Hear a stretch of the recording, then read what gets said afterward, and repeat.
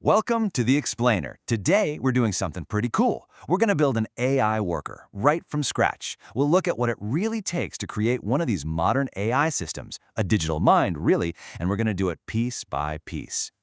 And that's the big question, right? Because here's the thing. It's not just one magic algorithm you can download. It's actually a whole stack of different technologies all working together. And today, we're going to assemble that stack right here. So let's jump in. All right, first things first. You can't build anything without a solid foundation. And for our AI worker, that foundation is the basic digital plumbing, the rules of the road that let all software, not just AI, talk to each other and get things done. So the very heart of that foundation, you've got something called an API. The easiest way to think about it, it's like a universal translator for software. It's a set of rules, a contract, that lets one program say to another, hey, if you use this command, I'll give you this specific piece of data. It's basically the phone system for the entire digital world, letting totally different programs chat with each other. And this is where things get really interesting, because it highlights a massive shift in how we build things. Old school software is what we call deterministic. You put in X, you always get out Y, every single time. But AI, it's probabilistic. You give it X, and it will likely give you Z, based on all the context and training it has. We're not writing rigid rules anymore. We're guiding a system with prompts. It's a whole new ballgame. Okay, so our foundation is laid. The plumbing is in. Now it's time to hire the brains of the operation. Think of it like bringing on a brilliant but brand new employee. This is our large language model, the LLM. This is going to be the core of our AI worker. But here's the first hurdle for our new brain. Language is messy, right? Take a simple word like mole. Is that an animal? A spy? Something on your skin? Without context, it's just letters. And early AI systems totally stumbled on this. They just saw words as dictionary definitions. The huge breakthrough, the real game changer, was a new way for the AI to finally get context. And that breakthrough is called the attention mechanism. It's a pretty cool process. Inside the LLM, every single word is constantly asking a question. That's the query. Hey, which other words in this sentence matter to me?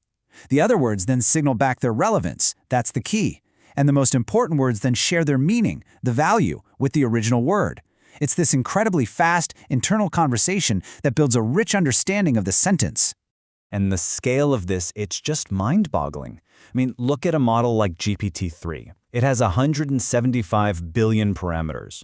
Almost a third of those, that's 58 billion parameters, are dedicated to just this one thing, understanding context through attention.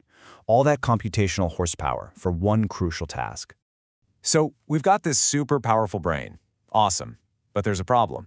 Its knowledge is stuck in the past, based on when its training data was collected.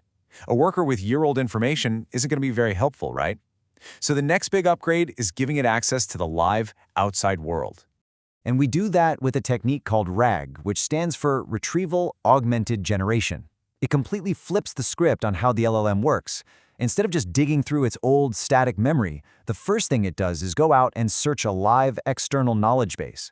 It retrieves the latest info, and then it generates its answer. The result? A response that's actually grounded in current facts. This is my favorite analogy for it, and it's perfect. RAG turns a closed book test, where the AI is just trying to remember things, into an open book test. It's got the whole library right there. And as you can imagine, this makes a huge difference in cutting down on hallucinations, when the AI just makes stuff up. Okay, so now our AI has up-to-date knowledge. Great, but knowing stuff isn't the same as doing stuff. Our worker needs hands, and that's exactly what tool calling provides. It allows the LLM to reach out and use the same digital tools you and I use every day. It can check a calendar, search the web, access a database, all through those APIs we talked about earlier. This is the moment our AI goes from being just a thinker to an actual doer. All right, this is the moment. We've laid the foundation, we've got the brain, we've given it hands to act. Now we can put all those pieces together and assemble the final form, the AI agent. And let's be super clear here. An agent is way, way more than just a chatbot. A chatbot answers questions. An agent gets a job done.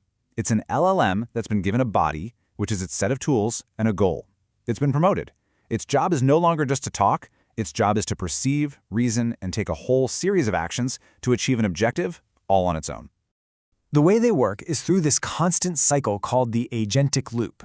It goes like this: perceive the task, reason about the next step, act by using a tool, and then, crucially, observe the result. Did that work? What happened? Based on that observation, it loops back, refines its plan, and tries the next step. It's this constant learning cycle that makes it so powerful, just like a person figuring out a new task. So, we've built our autonomous agents, but that brings up a whole new set of questions, right? How do you actually manage a whole workforce of these things? How do you make sure they're working effectively and, more importantly, safely out in the real world? And this is where we have to completely change how we think about debugging. With normal software, if something breaks, you check the code. But with these AI systems, their behavior isn't always predictable, so the code isn't the whole story. Instead, you have to look at the trace, which is basically a recording of the agent's step-by-step thinking and actions. That trace, that's your new source of truth. And to make sense of these traces, we use a concept called observability. You can think of it like detective work with 3 levels. First, you have metrics. That's your high-level clue, like noticing a spike in errors. Then you have logs, which give you the detailed witness statements for each error. But the traces, that's the real breakthrough. That's the security camera footage that shows you the exact moment in a long chain of events where things went off the rails. Now, what about really big, complex jobs? Well, just like in the human world, you don't send one person to do everything. You build a team. We can do the same with AI, creating teams of specialized agents. And we use coordination patterns that look a lot like a company org chart. You can have an assembly line for simple repetitive tasks. You can have a divide and conquer team for speed. You can even have a supervisor agent that acts like a manager, delegating tasks to the best agent for the job. And finally, you have to wrap this whole thing in some serious guardrails. You can't just let an AI workforce run wild. This means putting a human in the loop to approve really important decisions. It means setting up AI firewalls to stop bad actors from manipulating them. And it means constantly running evaluations or evals to grade their performance and make sure they're always up to snuff. And there you have it. Look how far we've come.